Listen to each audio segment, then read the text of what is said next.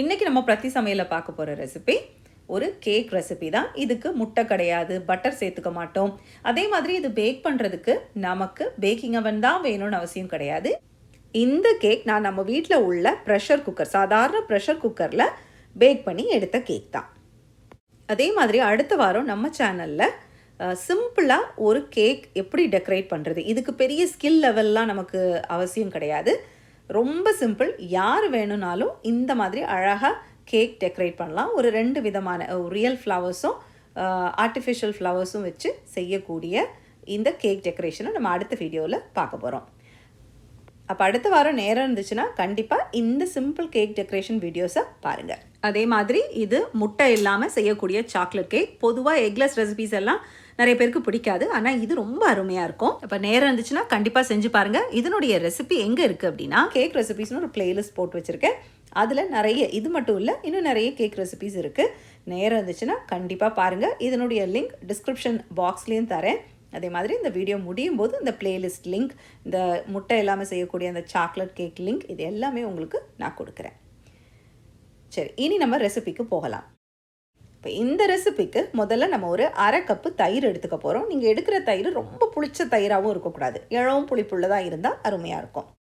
இனி இது கூட ஒரு 3/4 கப்பு சீனி சேர்த்துக்க போகிறோம். இந்த சீனியை நீங்கள் மிக்சியில் பொடிச்சிட்டு அப்படியும் சேர்த்துக்கலாம். 3/4 கப்பு சீனி அளவு எடுத்துகிட்டு அதையும் பொடிச்சு சேர்த்துக்கலாம். நான் அன்றைக்கி டேரெக்டாக அப்படியே தான் சேர்த்துருக்கேன். இனி இந்த சீனியில் உள்ள எல்லா கிறிஸ்டல்ஸும் நல்லா கரையணும்.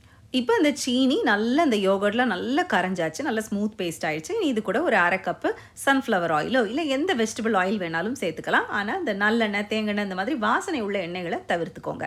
இதுக்கு பதிலாக நீங்கள் 1/2 கப்பு பட்டர் கூட சேர்த்துக்கலாம், அதுவும் நல்ல மணமாக இருக்கும்.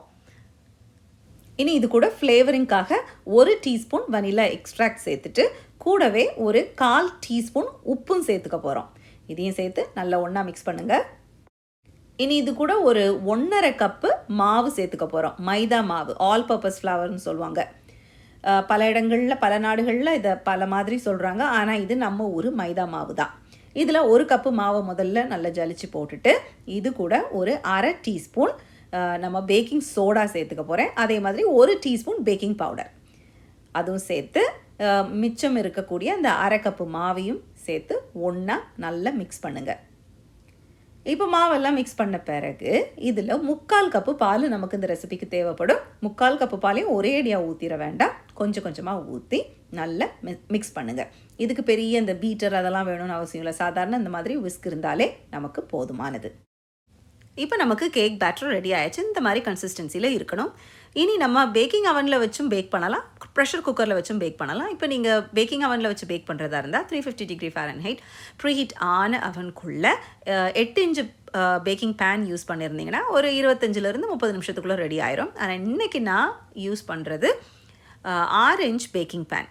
ஸோ அப்போ அவ்வளவு மாவையும் நான் 6 இன்ச் பேக்கிங் பேனில் ஊற்றும்போது நமக்கு பேக்கிங் டைம் கொஞ்சம் வித்தியாசப்படும். எக்ஸ்ட்ரா ஒரு 10 நிமிஷம் நமக்கு தேவைப்படுது. ஆனால் நான் இன்றைக்கி பேக்கிங் பேனில் செய்ய போகிறதில்ல, ப்ரெஷர் குக்கரில் தான் செய்ய போகிறேன். இந்த ட்ரே இந்த மாதிரி 2-3 தடவை தட்டிக்கோங்க. அப்போ அங்கங்கே ஏர் பாக்கெட்ஸ் இருந்தாலும் அதெல்லாம் சரியாயிரும். இனி இதை ப்ரெஷர் குக்கரில் வச்சு பேக் பண்ண போகிறோம். எப்படி நம்ம பேக்கிங் அவனில் ப்ரீஹீட் ஆன அவனுக்குள்ளே வைக்கிறோமோ அதே மாதிரி இந்த ஒரு குக்கர் எடுத்துக்கோங்க, சாதாரண பழைய குக்கர். அதுக்குள்ளே இந்த மாதிரி இந்த பாட் ரெஸ்ட்டை போட்டுக்கோங்க. போட்டுட்டு மூடி போட்டு விசில் போடக்கூடாது, ரப்பர் போட்டுக்கணும், இந்த கேஸ்கெட் போட்டிருக்கணும். போட்டுட்டு மீடியம் ஃப்ளேமில் ஒரு 5 நிமிஷம் இந்த குக்கர் நல்லா சூடாகணும். ஃபுல்லாக குக்கர் மூடி எல்லாமே சேர்ந்து சூடாகணும்.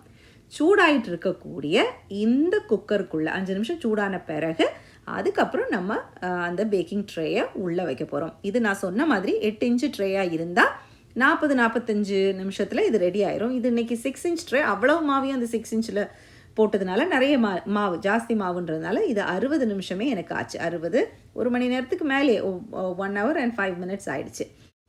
அப்போ நீங்கள் ஞாபகம் வச்சுக்க வேண்டியது என்னென்னா, நல்ல சூடாக இருக்கக்கூடிய ப்ரீஹீட் ஆன அந்த குக்கருக்குள்ளே தான் நீங்கள் வைக்க போகிறீங்க.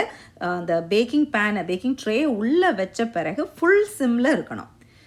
ஃபுல் சிம்மில் இல்லாமல் இருந்தால் உங்களுக்கு கரிஞ்சிரும். கேக் இந்த மாதிரி ஒன்று போல் அழகான கலரில் வராது.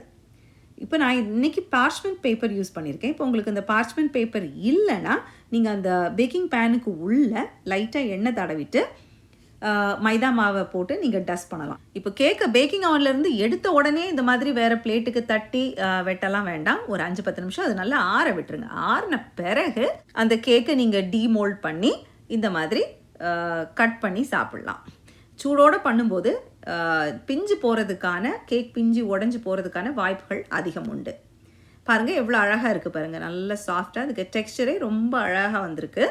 வாங்க இனி இதுக்கு டேஸ்ட் எல்லாம் எப்படி இருக்குன்னு பார்க்கலாம். பொதுவாக நம்ம வீட்டில் கேக் பேக் பண்ணாலே ஃபுல்லாக அந்த வீடு கிச்சன் எல்லாமே ஃபுல்லாகவே நல்லா மணக்கும். ஏன்னா அந்த பட்டர் முட்டைலாம் நம்ம சேர்த்து செய்கிறதுனால. ஆனால் இந்த கேக்கில் அந்த மணம்லாம் இல்லை. டேஸ்ட் எப்படி இருக்குன்னு பார்த்தீங்கன்னா டேஸ்ட்டும் நல்லா தான் இருக்குது. டெக்ஸ்டர் டேஸ்ட் நல்லா இருக்குது. ஆனால் பர்சனலாக எனக்கு நம்ம ட்ரெடிஷ்னல் அந்த முட்டை பட்டர்லாம் போட்டு செய்கிற கேக்கை விட இதனுடைய டேஸ்ட்டு ஒரு 10% குறைவாக இருக்கிற மாதிரி இருக்குது. நல்லா இருக்குது. ஆனால் அந்த கேக்கை இது ஓவர்டேக் பண்ண முடியாது. அதே சமயம் நம்ம பேக்கரியிலலாம் வாங்குவோம் தெரியுமா, பிளெயின் கேக். அந்த பிளெயின் கேக்கை விட இந்த கேக் நம்ம எக்லெஸ், நம்ம வீட்டில் செய்யக்கூடிய ஹோம்மேட் எக்லெஸ் கேக் பல மடங்கு ருசியாக இருக்குது. ஆனால் இந்த சாக்லேட் கேக் இருக்குது பாருங்கள், இது எக்லெஸ் ரெசிபி தான். ஆனால் இந்த சாக்லேட் கேக் உண்மையாக சொல்கிறேன் ரொம்ப அருமையாக இருக்கும். உங்களால் எக்லெஸ் ரெசிபின்னு சொன்னால் நம்பவே முடியாது, அந்த அளவுக்கு இருக்கும். அதே மாதிரி அடுத்த வாரம் இந்த மாதிரி simple cake decoration video tutorial step by step உங்களுக்கு இன்ஸ்ட்ரக்ஷன்ஸோடு நான் அடுத்த வாரம் போஸ்ட் பண்ணுறேன். அப்போது நேரம் இருந்துச்சுன்னா கண்டிப்பாக அதையும் பாருங்கள். இவ்வளவு நேரம் பொறுமையாக பார்த்தா உங்கள் எல்லாருக்கும் என்னுடைய மனமார்ந்த நன்றிகள். மீண்டும் உங்களை இன்னொரு வீடியோவில் சந்திக்கிறேன். அதுவரை நன்றி, வணக்கம்.